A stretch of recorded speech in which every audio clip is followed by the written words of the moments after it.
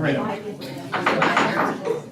like to call the rescheduled monthly meeting of March 24th, 2022 to order. Could I have a roll call? Mr. Baldowski? Here. Mr. Barbarolo? Here. Mrs. Faidelovich? Present. Mr. Itkin? Here. Mrs. Mann? Present. Ms. Quackenbush? Here. Mr. Rosenberg? Here. Ms. Dell? Present. Mr. Banther? Here. Rescheduled monthly meeting March 24th to be called. Sorry. Sunshine Statement. New Jersey Open Public Meeting Law was enacted to ensure the right of the public to have advance notice of and to attend the meetings of public bodies at which any business affecting their interests is discussed or acted upon. In accordance with the provisions of this Act, the Fair Lawn Board of Education has caused notice of this meeting to be published by having the date, time, and place thereof, distributed to the person of the approved list, posted in the Board of Education Administrative Office, and sent to the Bergen Record and the Star Ledger. The announcement posted for the rescheduled monthly meeting, along with the date, time, and place thereof, was distributed on March 21st, 2022. Items discussed at the closed work session will be personnel matters, student matters, legal matters, negotiations, and grievances, tactics and techniques utilized in protecting public safety and property. The results of these discussions will be made public as soon as possible.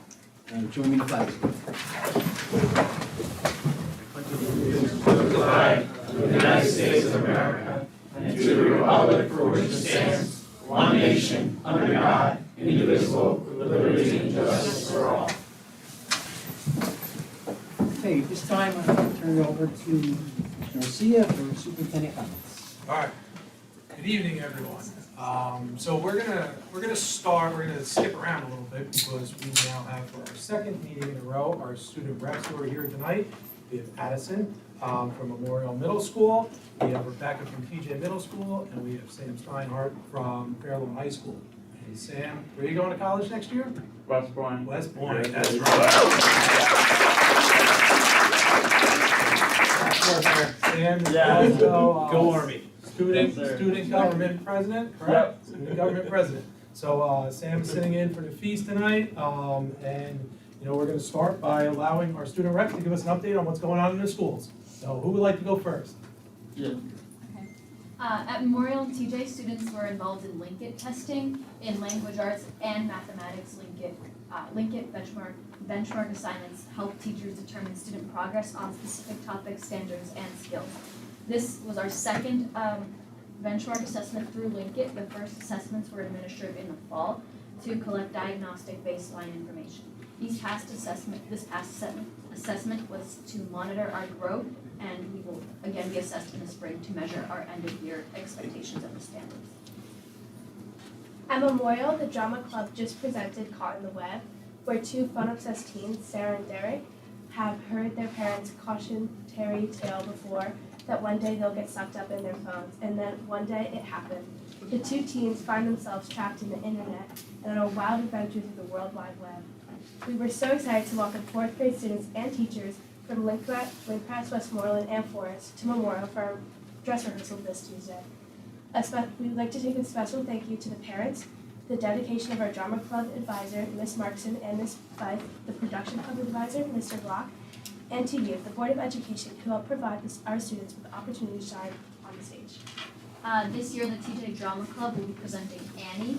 Our performance dates will be Friday, April 29th, and Saturday, April 30th, both at 7 p.m.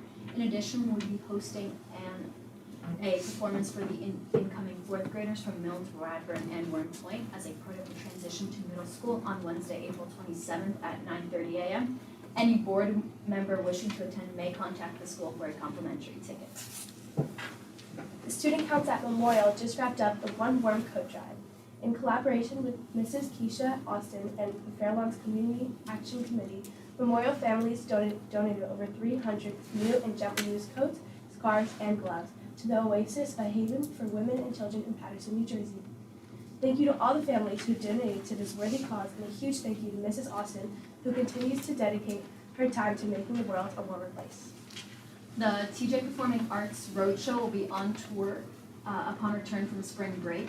The 7-8 string players, jazz band, and chamber choir will be visiting each of the elementary schools for a performance on the following dates and times. April 19th, 9:15 a.m. start at Radburn. Tuesday, April 19th, 1 p.m. start at Warren Point, and then Wednesday, April 20th, 9 a.m. at Mills.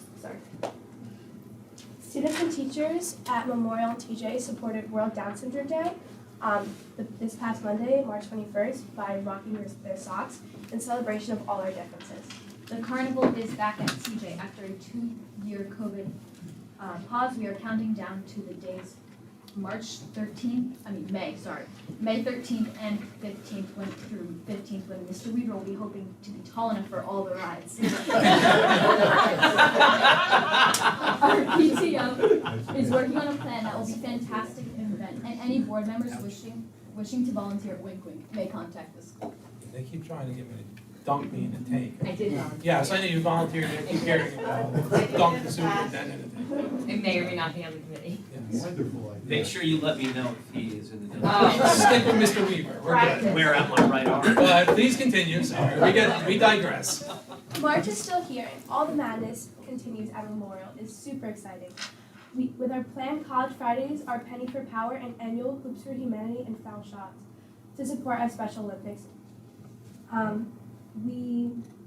Don't get me wrong, it's nothing like watching the underdogs at St. Peter's University climb to the top of the NCAA March Madness bracket, but March has definitely been an exhilarating month at Memorial. Once again, thank you for inviting us to share all the amazing events that are happening at our Fair Lawn Middle Schools, and thank you for all your support of our ongoing initiatives and programs.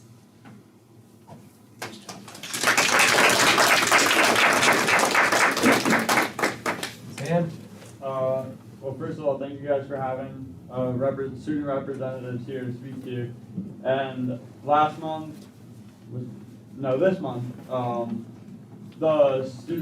some student body representatives met with Mr. Garcia and Mr. Baldowski for a very productive meeting. We discussed water bottle filling stations and we discussed the trade programs, which both changes have been enacted. We're super excited for both the more water bottle filling stations, and students kept talking today about the new budget for trade programs, so that's awesome. Thank you guys for that. And we have our Spring Spirit Week coming up. The students are anxious to get going. We have Sports Day, Superhero Day, what else? School Spirit Day. We're gonna have a pep rally out on Sasso Field just to get everybody back and together and involved. The students are really loving our Spirit Days. Once a month now we have Spirit Days where different themes, students dress up for different, so we had Pajama Day, Fair Lawn Fridays, super fun, and we're getting so much popularity and it just really brings the school to life. So that's great, and thank you guys again for meeting with us, and can't wait for our next meeting, April 16th. For those of you who don't know, student dialogue is something that's been around for a very long time in Fair Lawn. Unique, you do not see it in district, but we're very blessed and special, honored that we have it. Student dialogue is where myself, as well as Mr. Gorski, Mr. Baldowski, who's our board liaison, prior years in the city of Quackenbush, from Barbarillo, and also members of student dialogue as well. And to me, we do a lot of great things in Fair Lawn, but this is one of the best things that I've ever seen, where we sit down with the students of all the classes at Fair Lawn High School. We represent them, about 20 students, as well as us. They set the agenda, and they talk about what matters to them. I mean, they're the voice of our schools, and to allow them to have ownership in some of the decision making, such as water filling stations, and how important it is to them, and how it fell to the wayside during COVID. We weren't using, water fountains anymore. We were supposed to be purchasing more, but like I said, it fell to the wayside. So just to hear from them on what we may not think is important, because sometimes we get stuck in other things such as standardized test scores and all these other wonderful initiatives that we're pushing out. But really, who it matters to most, that's the students. So Sam, thank you again. Great to see you. Really wonderful job, all three of you. So great job. We will not torture you for the next 2 hours. We're gonna take a minute break. So if you want to get home and enjoy the rest of your night, I don't blame you. So well done, guys.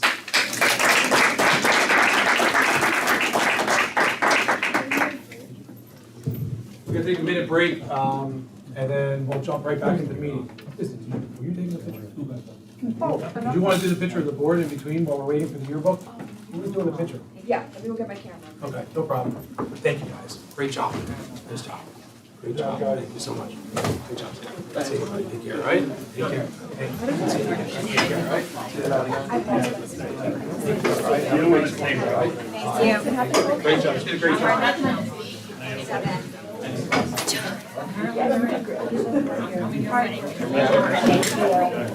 Nice job. You did an awesome job. See you later. Take care. Bye. You did awesome. Awesome job.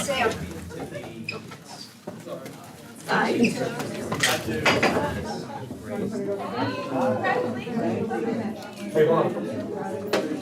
Here, I got it. Scrape it. Thank you.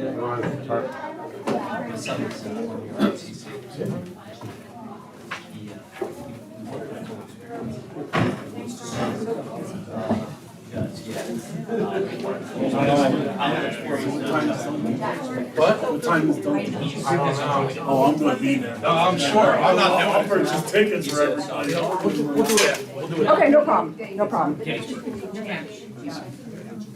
I'm sure everybody's volunteering without talking to me. All in fun, all in fun. Volunteering. Right? It'll be amazing. Oh, yeah. So let's be clear. And we gotta put it on the wall, And my feeling is like, this is what I'm good for, is All right. convincing me. Moving on, in tonight's budget is, in tonight's board agenda is the budget that was presented last week. And that is up for vote tonight. We had a presentation last week. Very excited about what's included in the budget. We're really excited that we're able to do it without increasing tax dollars for the first time ever, actually decreasing tax dollars for the first time ever that I can recall in federal. So we're pleased with that. Last thing that I have to report out on is the mid-year student safety data submission period. 2 times a year at a public meeting, I always report out on this. I'm required to report to the board all acts of violence, vandalism, and harassment, intimidation, and bullying that occurred during the previous reporting period. The information I'm providing to you is from the reporting period of September 2021 through December 2021. And at the end of the year, I'll report out on the second part of the year. So the number of reports of bullying that we had was 26, 14 from the high school, 5 from the middle school, and 7 from the elementary schools. Of those 26, 15 were confirmed HIBs and 11 were non-confirmed HIBs. The status of all investigations, all of them completed in a timely manner and closed. The nature of the HIBs that we reported out on were verbal, written, and cyberbullying. 1 for race, 3 for religion, 4 for mental, physical, or sensory disability, 8 power and control, 6 any other distinguishing characteristic, 3 for gender, 2 for sexual orientation, and 2 for code of conduct. The names of the investigators were the principals and the anti-bullying specialist. The type or nature of discipline that was imposed was contacting the parents, counseling, student reflection activity, in-school detention, modifications of student privileges, meeting with teachers, out-of-school suspensions, intervention and referral service referrals, schedule or class changes. We offered 14 different trainings for our teachers and 59 different programs to our students during the year. Some of the trainings that were offered were confidence lessons, self-esteem lessons, boot camp lessons, words of wisdom programs, principal read-aloud series, character education, no bullying zone assemblies, week of respect, social emotional learning periods, and bright star behavior assemblies. This is an area that we will continue to work on as a district. We all know that, when you say the word bullying, it's, not something that's only happens in Fairlawn or only happens in our schools. It happens in every school, in every district, in America, and probably in the world. That's not an excuse. That only makes us work harder to ensure that we educate our community and our students to be upstanders and not bystanders, and to do the right thing. And we'll continue to offer as much professional development and training as we can for our students and our staff until we can get our numbers down to hopefully one day we don't see any of them. That being said, I turn it over to you, Mr. President. Thank you very much. All right, this time, let's see if there's any members of the public who have any comments on the agenda. The public agenda items.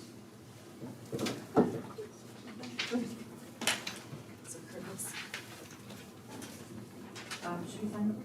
Yes, just sign it, state your name. Christine Weinstein, Burbank Street. Okay. I was not at the last meeting, I apologize, but I did listen and watch the video, and I have to say thank you very much for the budget. I'm really thrilled to see the things that are going into it, and the tax return for the year is wonderful. The trade additions for the high school, I'm so over the moon with that. I think it's great, it's been a long time coming. I just wanted to also comment about the guidance counselors. I think it's fantastic that we're adding guidance counselors. And I wanted to just address the fact that yes, special education students do have guidance counselors. And they are a very important role in the process because, especially of course in middle and high school, because they come to the table with a different scope. They come there with the mainstream scope, whereas a case manager has a special education scope. So the two together really help bring, this nice mesh, this nice melding of the two zones. When you're in special education, you're usually hyper-focused on the supports and all of that. And then the guidance counselor comes in and kind of throws a spark in there and says, about the educational, your path and all of that. So they kind of bring the two roads together. And especially in high school, and my son's now a freshman, and having the guidance counselor there in our IEP meeting was so helpful, and she was so wonderful. And not that my middle school one wasn't, but in high school especially, because of course you're now thinking of after high school. So it's very helpful to have them there, and I'm really glad that we're going to be adding on to the guidance counselors. They kind of get a little, bad rep because they don't get to meet with everybody, and I think it's important to have more because then they can meet with each student for a longer period of time and really provide better support.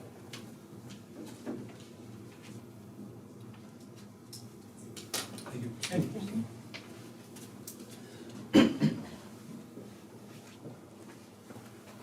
Good evening. Lisa Yarman, Nottingham Road, Carolina. Is this about the whole agenda or just the whole budget? agenda. Okay, so I'll start with the budget. I had a couple of questions regarding the trade school. So what percentage of Fair One students actually go to the Bergen County Trade School? I'll have to get you those numbers, I don't have them on me right I'm sorry, can now. you? I don't have those numbers on me, I'll have to get them to you. So you Okay. wanna know the number of students that The actually percent, attend? well, the percentage of students that go to, from here. Yeah, I'll get you the specific number of students that actually attend. Okay, that'd be great, because that was my next question. Okay, and what will be the cost, I know that you budgeted for the building of it, so what will be the cost to hire the necessary staff, and what kind of So, courses are you gonna be doing? so right now, why don't you go through, I'll answer Yeah. that question. Why don't we have a go through a question? There's not too We'll many answer. other questions. Okay. I mean, my other question would be, how long will it take to build it, and where is it going to be located? So as of right now, these are all way too preliminary questions to answer. We're in the preliminary phases of planning for such a thing. We earmark money, we put aside for it. So we are gonna be having these conversations every single month and every single week. So we're gonna update the community in a timely manner, but right now, it's just the preliminary planning phases of what we're gonna be doing with trades. I mean, there's so many different stakeholders that are going to be involved. We have to work with the county. We have to work with anything. If we're gonna outfit a classroom or expand a classroom at Fairlawn High School, or take a wall down, we're gonna be working with our architects. So it depends on what type of trade programs it is. But right now, it's just way too preliminary. We just announced last week that we were earmarking this money, and this is gonna be like a multi-year project, I assume, for us to bring more trades into the programs. But hopefully, as I have more information, I'll be happy to share. So you have a location of where your building is? Not exactly. We have ideas, but we're not ready to share anything yet because it would just be way too premature to do that. And you don't know what types of programs are gonna be? Not at the second. So I guess when I was on the Board of Education, or when I was running for the Board of Education, we were talking about full-day kindergarten.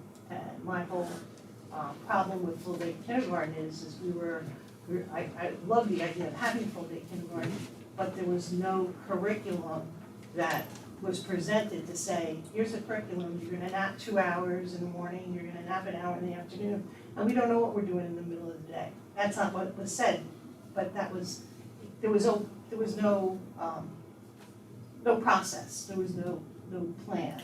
So you don't have to comment on No, language. no, But that's what I see on this, is that it's a great idea, and my son is doing phenomenally well in the trades, and went to college as well, and then went into coding, and he's doing phenomenal. But, so I think it's a great idea, but if it's gonna take it over a number of years, the number one job that's out there with the most amount of jobs is coding and IT.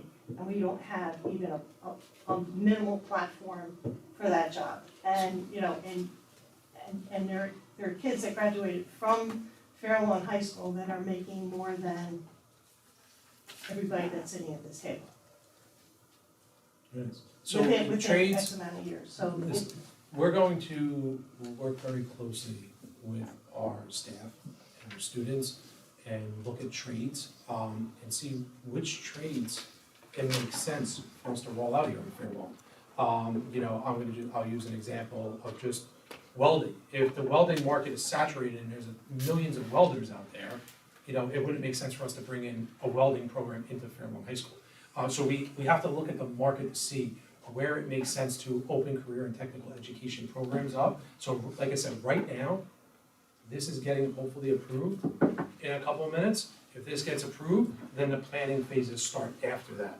This gets shot down in a couple of minutes, the $3 million, I mean, then you know, it would be way too premature to say, we're opening an electrical program, a construction program, or this type of program. So right now, this is the planning stage after tonight. So right now, we're earmarking $3 million to go towards trades programs, but anything further than that, I would be remiss if I told you, we're gonna be building a school across the street, it's gonna be 2 stories, it's gonna have all these things. Before we even went and said, do we even own that land? Can we build there? Can we do something like that? Or we're gonna knock this wall down in this classroom and make a trades program. We're just not there yet, we're in the infancy stages. And, I've heard 2 percentages of, what the budget's gonna be, that it was a 0% budget, and then it was a 2% budget. So I'm not real clear on that, and then how do we cover next year when we have to make up for the flatline budget or the 2% budget? So how do we make up for that next year? Is our taxes gonna be flatline this year at 2%, or is next year gonna be 4%? So I'll say it's not even a $0 tax increase. It's actually less than a $0 tax increase, and I'm gonna defer to the business administrator to explain the percentage. Well, with that, let me preface that with, if we don't get the same funding that we're getting this year from the state and federal government because of COVID, so, John? because of regular funding and COVID.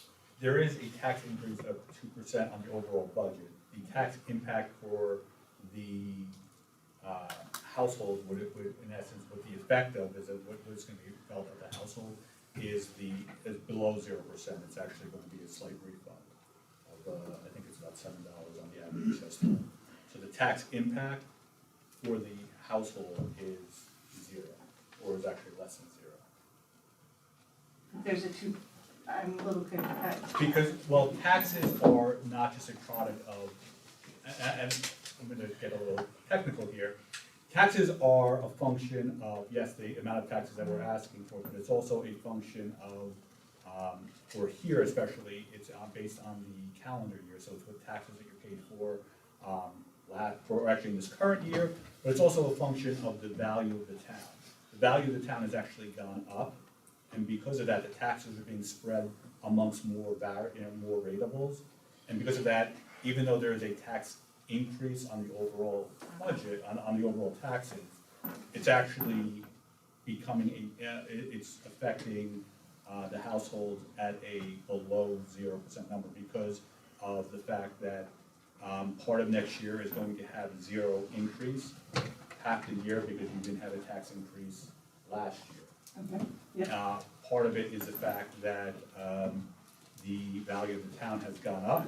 So compared to where you were at or what you were paying for this current year, the value of it, because of the town goes up. I always kind of give this example, if you had 10 people paying $1,000 each, they would be paying $10,000. Next year, I could say we're gonna increase the taxes for $1,000. So overall, it's going up 1%. But if you added one more person there, the tax increase would be 0. So even though the taxes have gone up, the impact on the individual taxpayers is net zero, and that, like I said, that's why it gets, it can get a little bit confusing, because we're kind of talking about two different numbers here. But what we've been, sort of stressing is the impact on the individual households is below zero. Right, and there's a lot of building going on. Yes. Raise your vehicles. Okay, my last, the old business will be toward the end of the meeting, yes? Yes, Okay, you know, time okay. to speak, yes. So, E3C, page 17, I'm a bit concerned about, the $3,700 that's being spent for a program on June 27th. Maybe is a conflict of interest? Because it was on the agenda 2 years ago, but because of COVID, it was canceled, and I had a concern then. It actually was never canceled, we do it every year, but thank you for your comment. Okay, thank you. Any other members of the audience? I forgot to mention something. Okay, you I'll get yelled at if I don't do this. Just making a quick comment on F1A. Place is very honored to be able to contribute to the koi pond in memory of Jerry. I don't know his last name. Janino. We're just really thrilled to be able to help facilitate this really nice memory for him. Thank you. Thank you for that. Oh, yeah, any comments? No calls and no Google Doc forms. No Google Docs. Okay, board members, questions, comments? Rita? What's the difference between maximum travel expenditure and maximum professional expenditure? Maximum. That's page 10 of page 11 of vision. Yeah, one is for the travel reimbursement. The other is for professional services, which would include for the district engineering costs, architect fees, audit fees, legal fees, things like that. And the travel expenditure, is that going to go to professional development for our staff? Is it lodging, is it airplanes, is it tax? What is it exactly? It typically covers all the travel that you So it covers all the travel, and the so this covers everything on, so the meals, travel, everything that you, Well, it wouldn't be meals per se, right? There is incidental costs if it's overnight travel, Mm-hmm. following the government guidelines for the location of the travel. so it includes meals, includes food, includes Registration fees for the, registration fees, everything. everything. Okay, so my next question is, I know just want to make sure I understand, did we get $5 more million this year from the state? Yes. So we're not really guaranteed to get the $5 million next year? 5 million more. Actually, well, it looks like 11 million like last year. Correct. So it could actually go down to 8 million if they wanted, or whatever. In theory, yes. Like I said, it seems to be that this governor has not only expressed an interest to fund the schools, but to continue funding them again. And I think this is the last 2 years, Fairlawn has seen some significant increases in state aid. But I can't guarantee what is going to happen next year. So that one question, why, we have 127, I know you wrote an email. We had a $600 debt, transfer to debt, and then we had another 127, then you was 727. Why aren't we using some of that money that we had extra to pay down the debt, because next year we're not guaranteed state aid, so our taxes could actually go up? The money that's being transferred is actually coming from two different parts.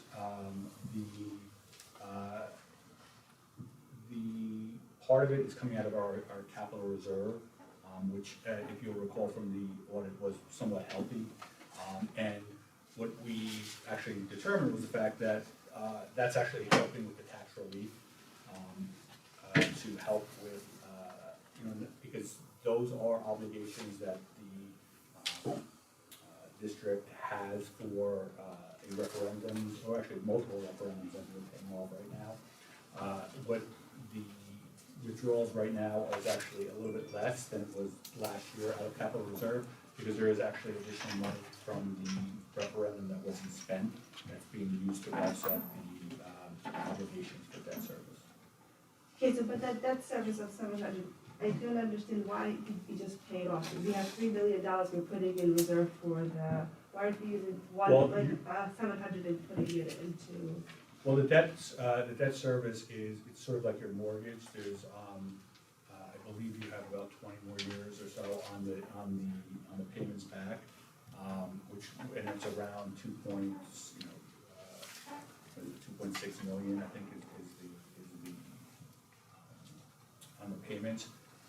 So what the district has done in the past, has been taking money out of the reserves, out of the capital reserve to help offset the tax impact. It's typical, most districts have it where the two main sources are taxes and debt service aid, which we receive from the state of New Jersey. Fair Lawn, to reduce the taxes, and it's been a practice here, I think, for at least the last couple of years, to take money out of the capital reserve to help reduce the tax costs.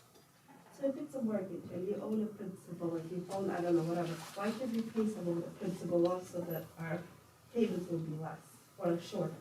That's what I'm trying to get at. Maybe I'm saying it the wrong way. Oh, no, you're not saying it the wrong way. I would have to look into seeing if we could actually do that. It's certainly something that we could. So it will be shorter, and then in case we do have a, what's 4 years from now, a different governor, the cuts would be have actually somebody to help. Yeah, we could look at doing that. Okay. So another question is, based on the contract we're approving tonight, how many, I read that the high school will have 6 copy machines. Did I make a mistake when you looking at the contract? I haven't looked at specifics on it. We were looking at replacing almost everything like for like as it is right now. The copiers that might be listed there might also include the copy center, but.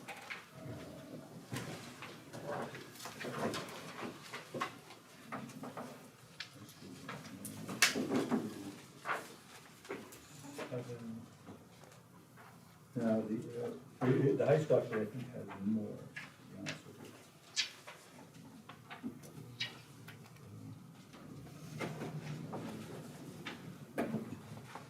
I believe there's 11 machines there. So the high school has 11 machines, and teachers can send their copies or whatever to the printer to print, like the copy machine to print. Yes. So we have 11, and so teachers make their own copies, 11 copy machines, correct? We have, the district has, or the high school only. Yes. Okay, good to know. Next question is, architect fee was 31,000 last year, and this year it's 62,000. Why is there such a difference?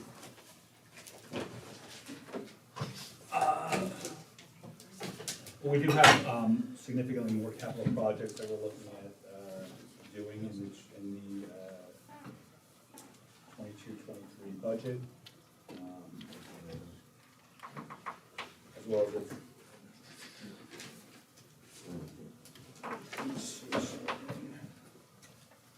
second. By the way, thank you so much for your information. I appreciate it. You're welcome.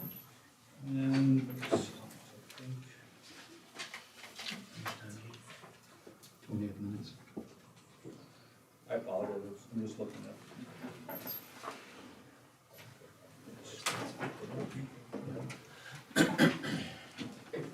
John, why don't we move on to the next question and we can get back in, I don't mind. Sure. So for E1G, it says that the travel was $360 for the mileage. How does that calculate? The state mileage rate is 35 cents a mile, and it's mileage from here, or wherever the person's regular place of business is. So it's 140 miles to AC in here from my house. I live across the street. So that's it's 350. Did I make a mistake with one? There's some an estimate of tolls and parking. And how much is All right, Rita, we're not gonna sit here in the middle of a public meeting and parse every building you wanna park. They told you what it is. But if it's on the agenda, it's on the agenda, any questions on the agenda, it's fair to ask how much you're paying for something. Right, but, If but it's not a lot of time, I just, look, no, I it just just, wanna understand how it was allocated. well, they explained it, it's tolls, parking, and mileage. And you have to have the receipts for the parking and the tolls, your easy pass and stuff, so it's only exactly what is expended that will be reimbursed. Even if that amount that is on the agenda might be a little more. So page 8, section 12, it's on the budget, it says salary, travel expenditure technology, and we paid $30,000. How was that calculated last year? What page is that? It's page 8, section 12 of the budget. That's factored in part due to contracted amounts for car allowances that are within the contracts that cover those positions. So this is car allowance, correct? Those include part of it, yes. Thank you so much. One more thing, how many, in each school, do we have staff members for the technology, in the technology, to help with technology, or are they just driving, or how does it work in your school district? We have technology staff that are assigned to buildings. They all, And each elementary school has, how many? and technology people that are shared between buildings, but we have technology people that are assigned to each building. Specific people that are assigned to specific schools, so that when you went there, if you knew, John is our tech in this building, yes.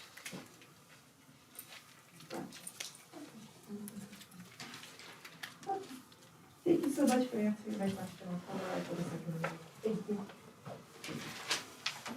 Was Mark and then Ron? Yes, thank you. I wanted to publicly admit that I was wrong when I originally opposed the hiring of the guidance counselor. After listening to all the discussion last week and what was just said tonight, I do see that there is a need for it. So I did make a mistake, so thank you. Edward? Thank you. Ron? I just wanted to thank the Flace and also the class of '81 for their donation to the koi pond and the redesign for Jerry. I think it's a great honor for a man that did so much for our district, especially the kids of our district. So I can't wait to see what it's done and be able to visit it. And I just wanted to obviously just thank the people involved in that. It was a great donation. Thank you. Thank you, Ron. Mike? I just wanted to comment first of all on the budget, that, thank you for the very, thank you to, the central office for the very informative budget work, meeting last week. I thought it was, I think it's a really sound budget. I appreciate that the money that we're putting aside to look into the CTE programs, because it's something that the people of Fairlawn have said that they wanted.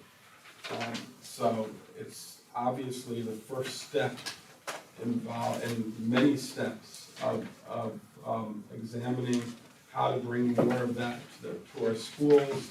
And like I said, the people of Fairlawn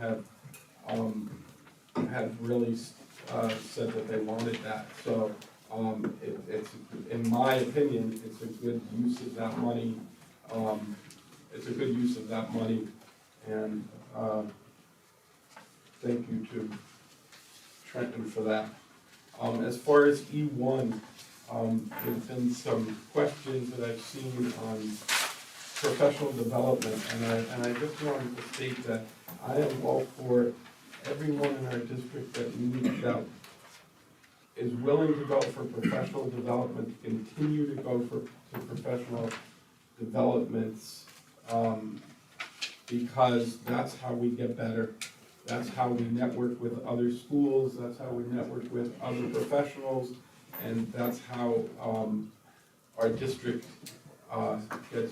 gets better. So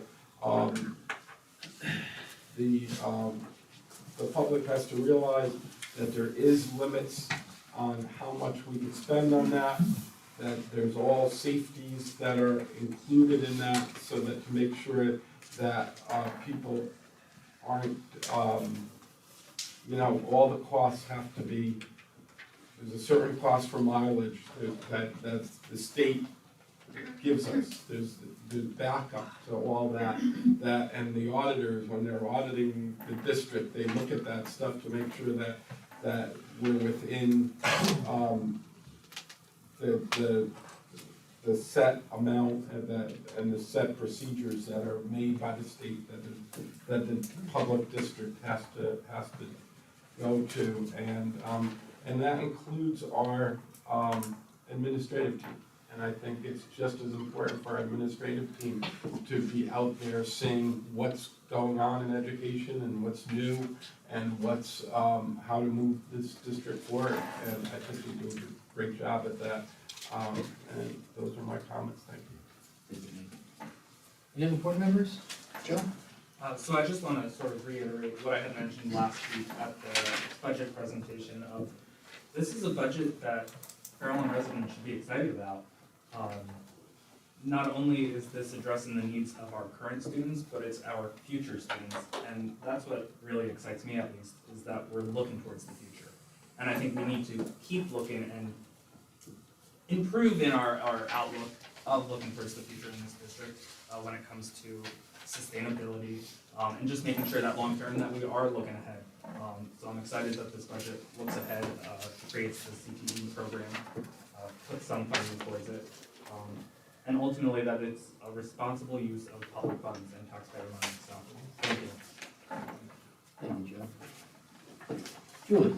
So I'm not going to repeat everything Joe says, so kudos to you, because you said it perfectly. I also just wanted to acknowledge the fact that some of the conferences that a number of our staff are going to, so our literacy coaching and all the Orton and Gillingham trainings, I am thrilled to see, because that's where we're starting to see so many deficits as a result of COVID across the state, across the country, and the more supports we provide to our students who are struggling with a variety of challenges when it comes to reading is where we need to be putting our time and effort into. So thank you so much for making sure that the people who can provide those supports to our teachers, who can provide them to our students, are doing so.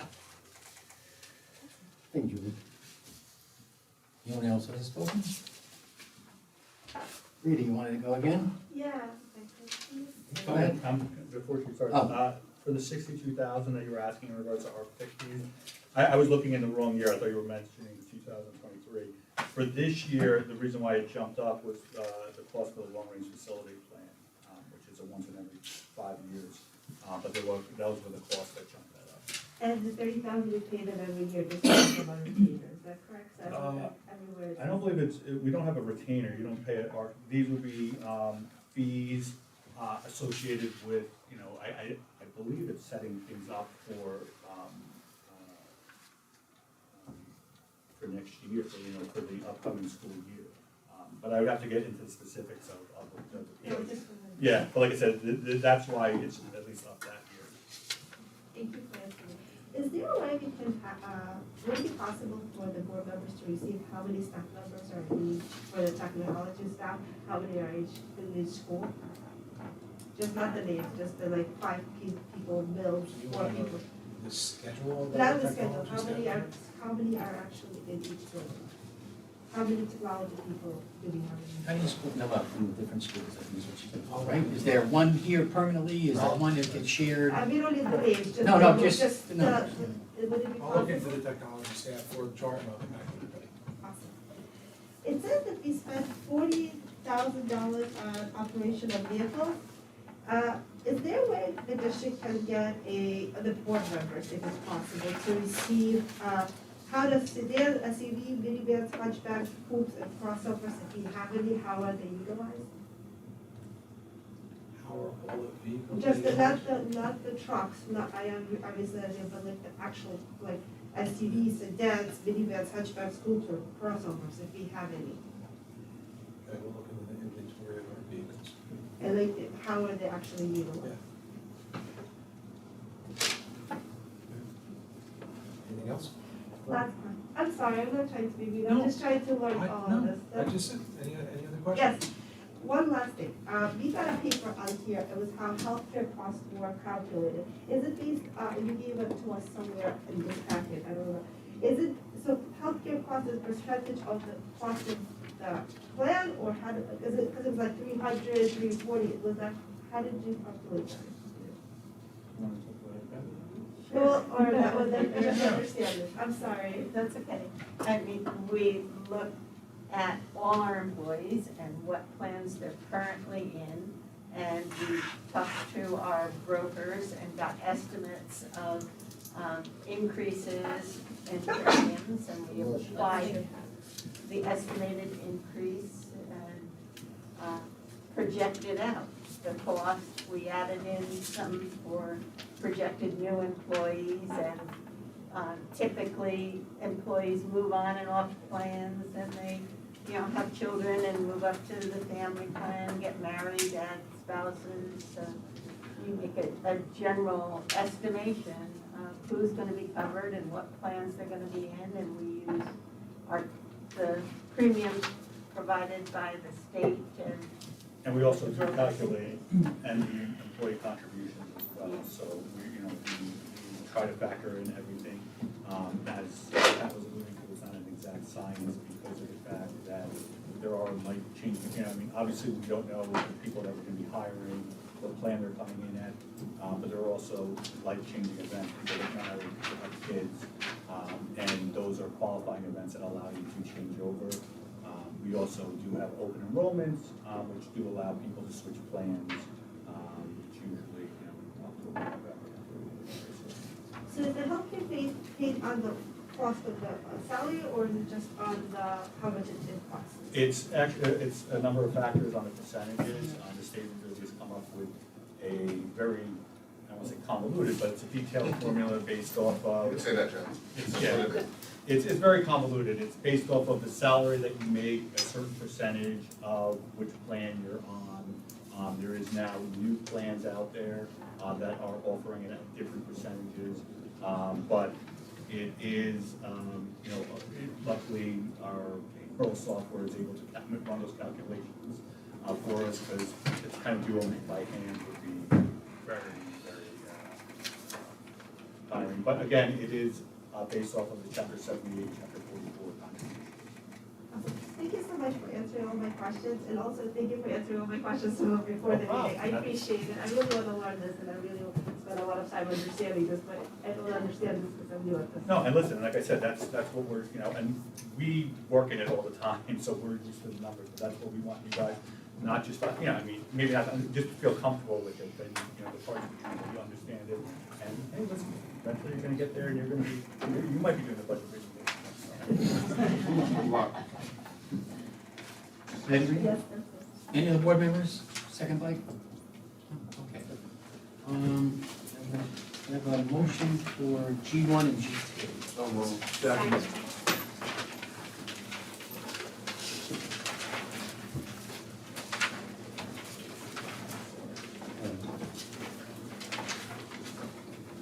We'll just get all in favor on this. All in favor? G1 and G2? Yeah, no, G1 and G2 because it's so minor. All in favor? Aye. Opposed? Abstained? Okay.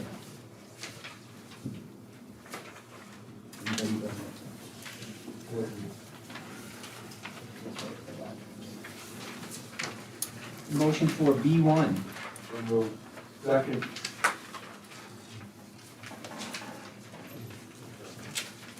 This one's roll call, please. Mrs. Mahan, Yes. Mr. Barbarolo, Yes. Mrs. Spindell, Yes. Mrs. Favolovich, Yes. Mr. Valdowski, Yes. Mr. Akin, Yes. Ms. Quackenbush, Yes. Mr. Rosenberg, Yes. and Mr. Danforth. Yes. A motion for S1 to S. So moved. Second. Call roll. Mrs. Favolovich, Yes. Mr. Rosenberg, Yes. Mr. Baldowski, Yes. Mrs. Mahan, Yes. Mr. Barbarella? Yes. Mr. Spindell? Yes. Ms. Quackenbush? Yes. Mr. Akin? Yes. And Mr. Banta? Yes. Motion for E1 through E3. So moved. Second. Roll call, please. Mr. Baldowski? Yes. Mr. Akin? Yes. Mr. Spindell? Yes. Mrs. Favela? Yes. Ms. Quackenbush? Yes. Mr. Rosenberg? Yes. Mr. Barbarella? Yes. Mrs. Mahan? Yes. And Mr. Banta? Yes. Motion for P1 through P6. So moved. Second. Roll call, please. Mr. Spindell? Yes. Mr. Rosenberg? Yes. Ms. Quackenbush? Yes. Mrs. Mahan? Yes. Mr. Akin? Yes. Mrs. Favela? Yes. Mr. Barbarella? Yes. Mr. Baldowski? Yes. And Mr. Banta? Yes. Motion for S1 through, I'm sorry, SE1 through SE3. So moved. Second. Roll call, please. Mrs. Mahan? Yes. Mr. Baldowski? Yes. Mr. Spindell? Yes. Barbarella? Yes. Mr. Rosenberg? Yes. Mr. Akin? Yes. Mrs. Favela? Abstain on F7E. No. Oh, S, I'm sorry, yes. And Mrs. Quackenbush? Yes. Mr. Banta? Yes. Motion for C1, C2. So moved. Second. Roll call, please. Mr. Akin? Yes. Mr. Spindell? Yes. Mr. Baldowski? Yes. Ms. Quackenbush? Yes. Mr. Barbarella? Yes. Mr. Rosenberg? Yes. Mrs. Favela? Abstain on F, where it's still C. Sorry. No, I can do it, yes. Sorry. Mrs. They call you Mrs. Mahan? No. Mrs. Mahan? Yes. And Mr. Banta? Yes.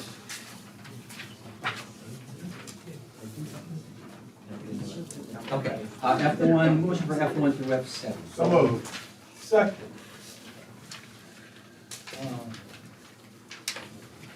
Roll call, please. Mr. Baldowski? Yes. Ms. Quackenbush? Yes. Mr. Spindell? Yes. Mrs. Favela? Abstain on F7E. 7E? 17. Mrs. Mahan? Yes. Mr. Rosenberg? Staying on F7E. Oh, shoot, I have to also. Okay. Sorry. I don't think you have to. That was the decision. Is it? I'm pretty sure. Mr. Barbarella? Change the. Yes. Mr. Akin? Yes. And Mr. Banta? Yes.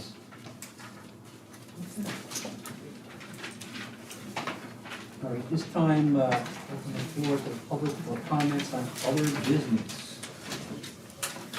So, come on down. There's sound.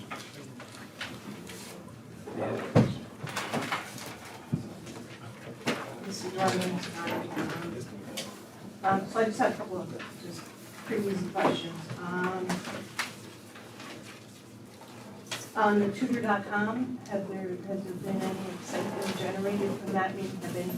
Has anybody signed up for that program yet? Oh, there's excitement. It isn't, we're shooting for April 1st. Okay. We have been training, Dr. Lapatina, spearheading our training with our high school, middle school staff, administrators, guidance departments, and so on.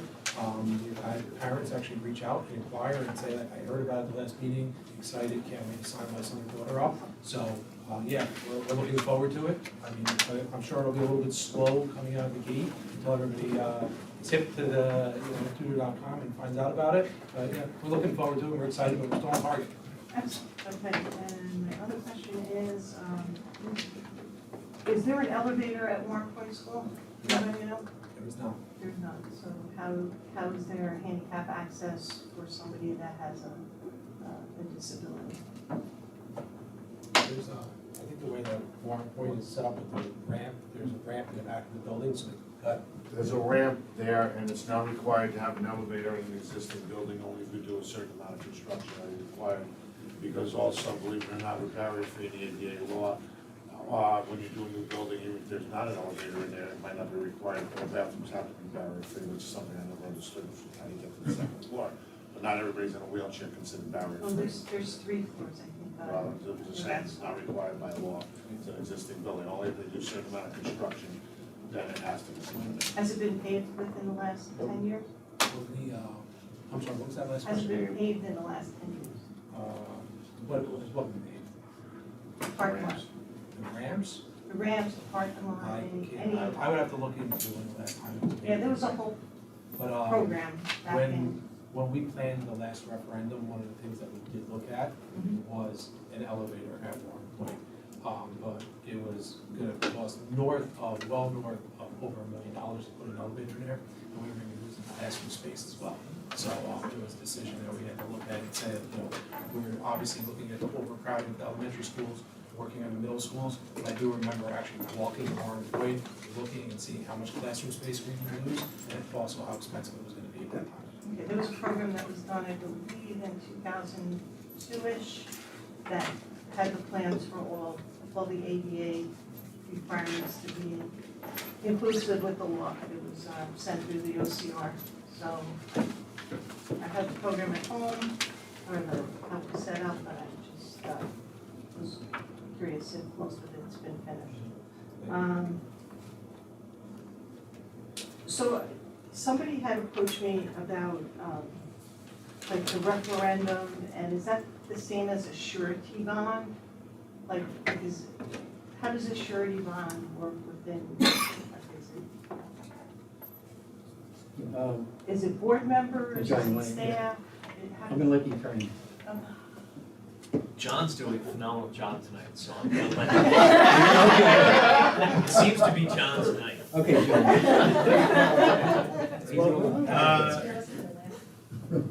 They're both bonds, but they're two different kind of bonds. Surety bond is more for insurance. It's, the surety bond is for anyone who's handling money, that there's an insurance in case of, is that? In case they take off. Yeah, and usually, not that we handle cash on hand, but, there is, I believe, my surety bond is, I think it's $500,000. Yeah, not that I. You're worth it, John. Thank you. But I never see $1 million, so. So that's the surety bond aspect, like I said, it's more insurance. For the referendum, that's, like I said, when we're talking about bonds, I said it's like more like a mortgage, where, you would be, to get the money, you're actually, they're, selling bonds on it, so like I said, it's two different. Are they tied together? No. No. I don't know. And actually, a surety bond is also for all your contractors, they're required to carry a surety bond, so that they carry and they can do their job properly. And do all the board members have their own, or is it? Well, no, they don't, because board members don't handle money. They are covered under our insurance, but they don't have a surety bond. Like I said, in Ron's point, we have performance bonds for our contractors. We have bid bonds for when bids are submitted to ensure that the vendor, if they, let's say, make a mistake and they said, I bid the wrong amount, or I could have got another extra $100,000, $200,000 out of it, that bond actually holds them to it. They're forced to compensate us for the potential injury for us of the fact that they submitted a bond or a bid that was at a good price and they tried to pull it back out. But the surety bond and the bond for referendum. And it's different from person to person within the district. Well, like I said, it's not, we don't typically have surety bonds for every single employee, because not everybody's handling or in charge of money. Like I said, it's typically the treasurer of school monies and the business administrator are the ones that do have the surety bonds. All right, thank you very much. Any other members of the audience, other business?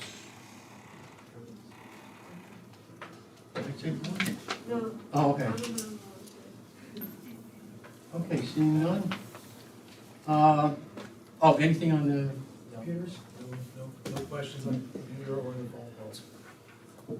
Okay, board members, other business? Mark, we got.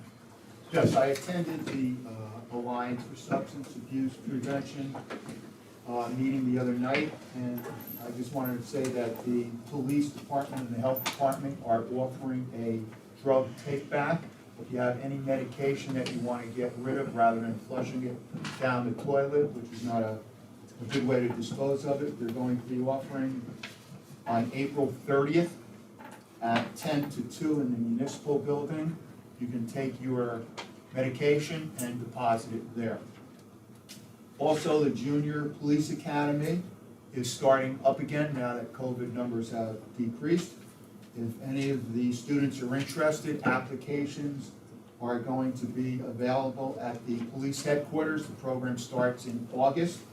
If you want any more information when these applications are coming in, when they need to be filled out, please call the police department for further information. Also, for our parents who can speak to their students regarding this topic, we are looking at the Alliance for Substance Abuse Prevention. We're looking for 2 members to join. We're looking for 2 recruits to attend our meetings. If any of the parents have students, children rather, who are interested, please have them call Carol Wagner at the Health Department to get further information.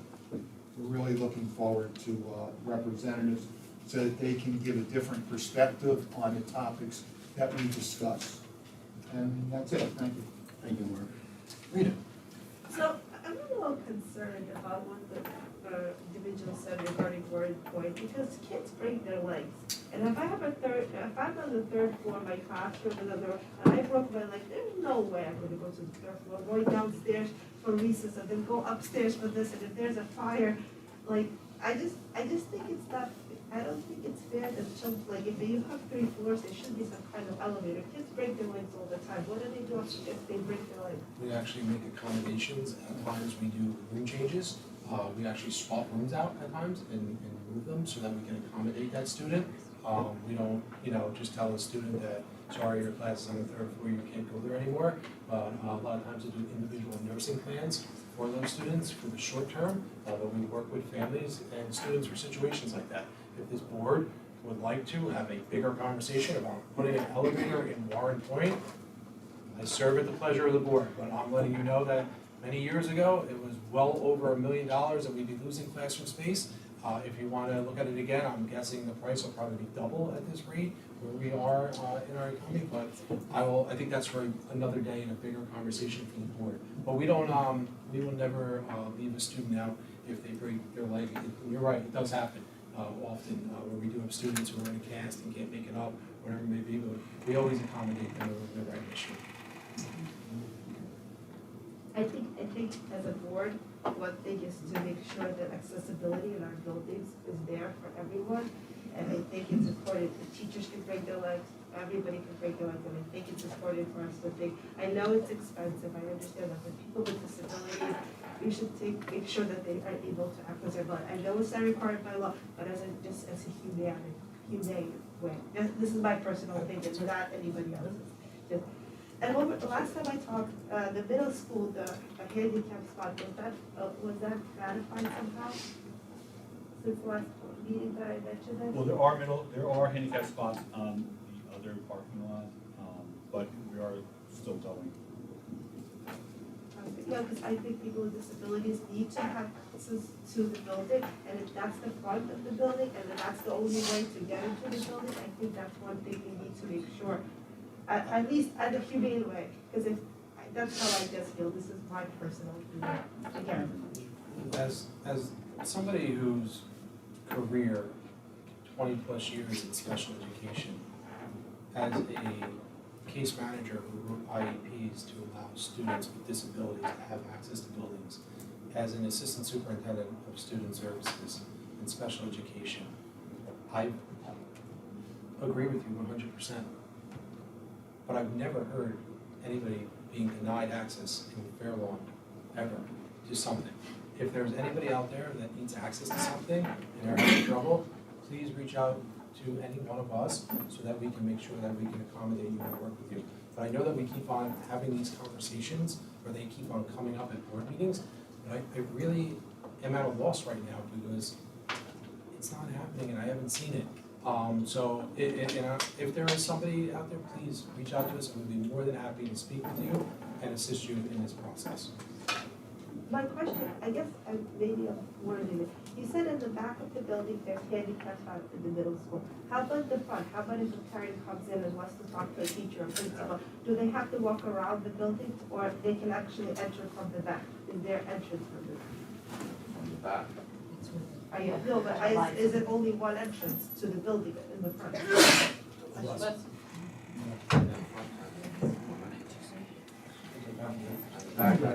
Yeah, to the media center. One more thing, the YouTube videos, I was wondering, is there a way we could make a playlist saying the policy meetings for 2021, for regular board meetings, so it has a playlist. There's such a thing as a playlist. I do not know that.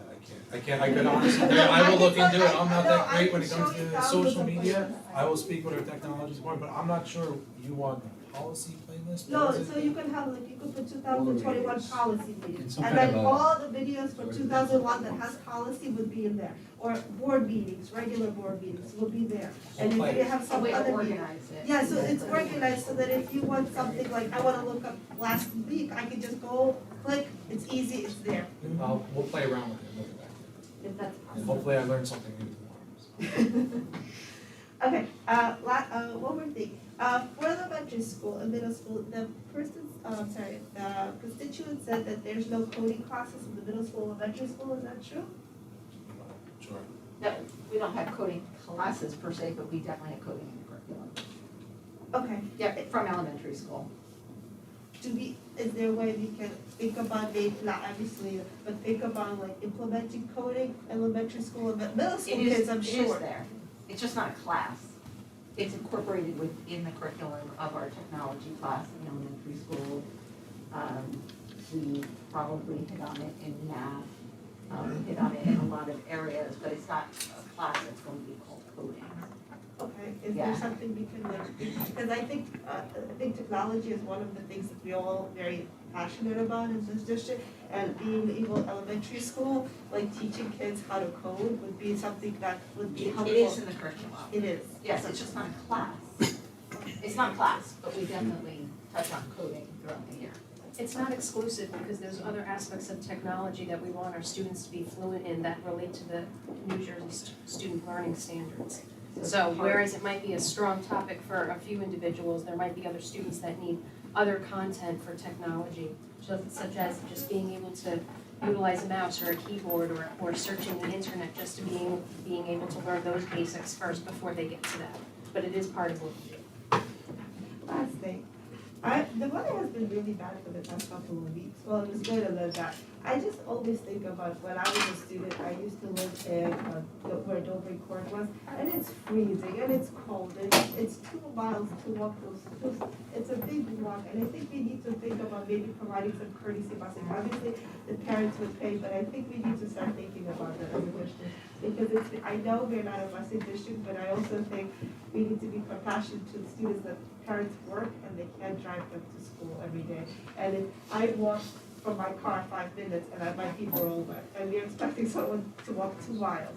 So I think that's something as a district and as a community, we should think about those students, because it's very hard for them to. Thank you. Thank you, Rita. Julie? So as someone who is also very passionate and a strong ally for all people and all humans, I think we need to consider that if there's an issue, there are people that are hired in our district to handle those things. I have to imagine that not only is our superintendent, who has a strong background in special ed, but our assistant superintendent, whose entire role it is to ensure that student services is handled and all of our students receive the services that are required of them, are going to do their job. It's why we hired them.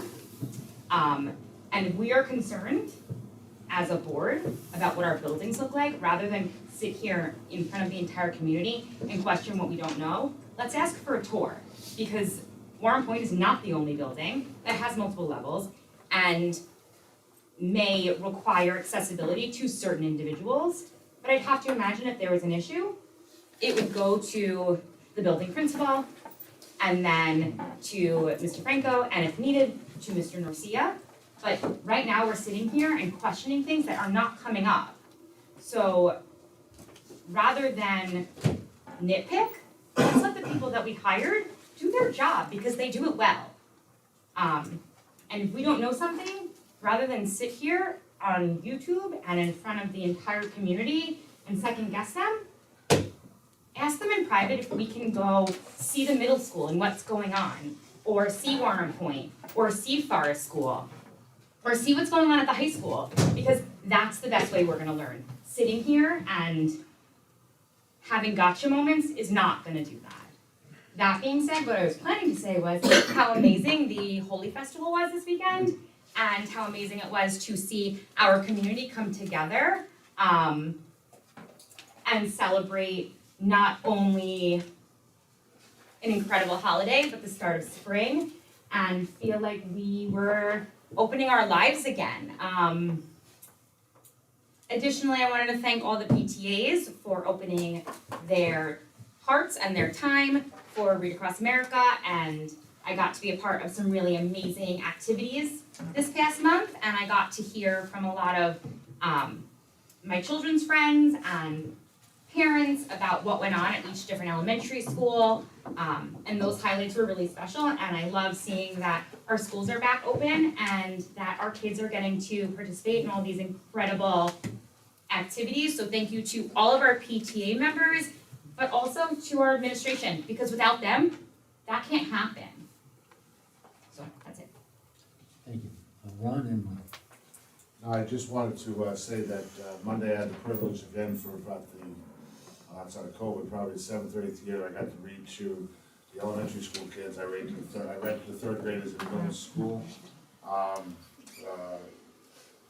Kate Gogarty's class, unfortunately, she was sick that day. She was expecting our second child, so I assume that had something to do with it.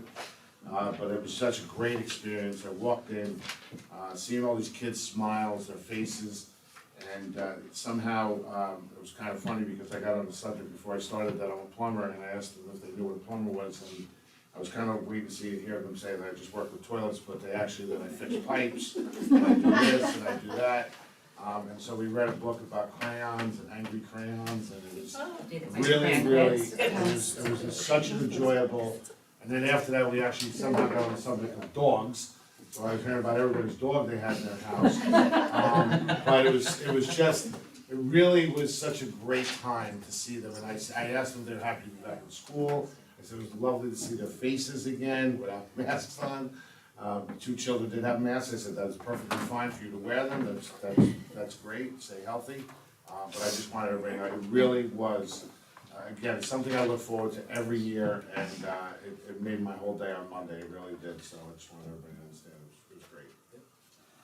Big shout out to Miss Lynn's class, went to them as well. Number Milne's class, awesome time. I think I can take inventory on how many teeth every kid in that class lost. They wanted to know why I wore a suit, if I work on the weekends, and if my job was hard. You should have him watch. It was awesome. We had a great time. Really, honestly, Ron's right, and Julie, it's really just, it's why we do what we do, and to see those smiles on them, it was a great way to start the week, and it's something to look forward to every year. So, well done. Mike. First of all, I want to thank everybody for, I wasn't here last meeting because my father passed away, and I want to thank all the people who took the time, both on the board and in the community, to wish me and my family good wishes for my loss, our loss. I also want to say, just to piggyback a tiny bit on Julie, the good point about now that seem to be moving a little ahead of on COVID, and we have opportunities again to get out to schools, get out to some of the programs that our schools offer, and that is the best way to meet our community and to also see what's going on in the schools, to actually go and and go to a school play and go to school activities, so we see what we do here and what we do matter. And the other thing that obviously is happening is we're gonna start to get away from virtual training to back to in-person training. So I was very happy to hear that the school board workshop in November is going to be, or in October rather, is going to be live again. Because over the years, I have learned so much by going to those trainings. And I've learned about the gifted and talented programs, for example, and I've been able to sit side by side with like Dr. Lakatina, and as she's shaking her head, that's why I mentioned you, as we hear stuff in these trainings that really help us as board members really learn our jobs. And I go, one of the things I did when I became special, the year I was special ed chair, was I asked the person, the supervisor of special education that year, to take me to visit the programs in the schools, to make sure that I understood the programs in the school. And you could go into the back of the schools, in the front of the schools, see where the handicap spaces are, and see where the ramps are, and stuff on how we get into the buildings, and stuff like that. That this is Fairlawn, this is our school system. There's 10 schools in Fairlawn, and I think I would just suggest that we all, as a board, every single one of us, take the time to make sure that we go out to programs and meet the community. I wish I was at that program last week, because it sounded so good, and it was funny because I got home and we saw this stuff. My mother-in-law lives two blocks away from Memorial, and we saw the stuff set up, but it was right after it ended. So I would have liked to see that. So there's a lot of great stuff going on in Fairlawn. So thank you. Those are my comments. Thank you, Nick. Sure. Just going off of that, I also wanted to thank Milnes and the committee at Milnes for putting together the reading event. I had the privilege last week to read to second graders. My only suggestion is that when it's pajama day, to let us know. Would have participated. Monday morning, totally would have worn my pajamas. But everybody, some kids had onesies on, and they were all dressed up, and it was fun. Oh, you would look good in that. And then I also wanted to mention, I know the superintendent had mentioned it, that we had our first student dialogue, first time in 2 years. It was great to be back in person with the students. Filling big shoes following Cindy's time with the committee. I hope everybody on this board at some point gets the opportunity to sit in one of those meetings, because it is incredible the passion that these students have to change the school that they're in every day. It was very strange to sit on the other side of the table myself, having been the chair of that committee when I was a student. But I think good things are coming with them. I think they have great plans, great thoughts, and I'm looking forward to working with them. By the way, nobody cared if the superintendent was there. They just cared. Oh my God, this is so old. He's back. I know. You know what Instagram is? They just knew I was old, so it was cool. No Tic Tac back then. No, they have Tic Tac. Oh, Tic Tac. That's right, they did have Tic Tac. That's right. Cindy? I unfortunately was not able to go to the Read event this year. I've missed a lot of events this year due to my work constraints, which has just been out of control. It was one of the things that I always look forward to, and I read the same book every year, and I had things to give out to the kids this year, and it just didn't work out, and I just did want to say that it was a void, because I just loved seeing those little kids' faces. Oh, I'll cut to you. And also, just piggybacking on Joe, I do want to just mention that student dialogue is not just, sitting around and listening to what goes on. student dialogue has actually affected change in this district with this board. And some of the policies and procedures that were followed. Their input is crucial. They matter, their voices are heard, they're passionate, they're remarkable individuals, and so many of them have gone on to be just wonderful reflection on Fair One Schools, naming you. And I was also very glad to hear that our student government is, president is going to West Point. That made my heart sing. Yeah, that's all. Thank you. All right, that's it. When's our next meeting? Monday night. Monday night, yeah. Goals. We have closed session at 7, and at 7:45 is board goals, Monday night. And then what's the next public meeting? That's the public budget hearing on 28th, as well as the regular public meeting. And there might be other meetings coming up, but we'll let you know. All right, at this point, can I have a motion to recess into closed session? Second. In favor? Before everybody runs away, I know you, board members, please, 2 seconds in central office. Just come back here so we can take a picture together for the yearbook. They've been begging us for the picture, so. Board members, we take a picture together back here in central office. Everybody else have a great night. Okay, yeah, the closed session is regard to personnel, it should take about a minute. Yeah, likely no action will be taken. Were you at West? Okay, thank you. All right, so. Yeah, then I said all in favor, nobody said anything. All right, so you said yay, nobody else did. All right, okay. That's what All in favor? All right, okay, thanks. All right, take a picture, and then we're gonna. You're a fourth grader. I'm gonna take a break, 5 minutes, and then we'll be back to our closed session.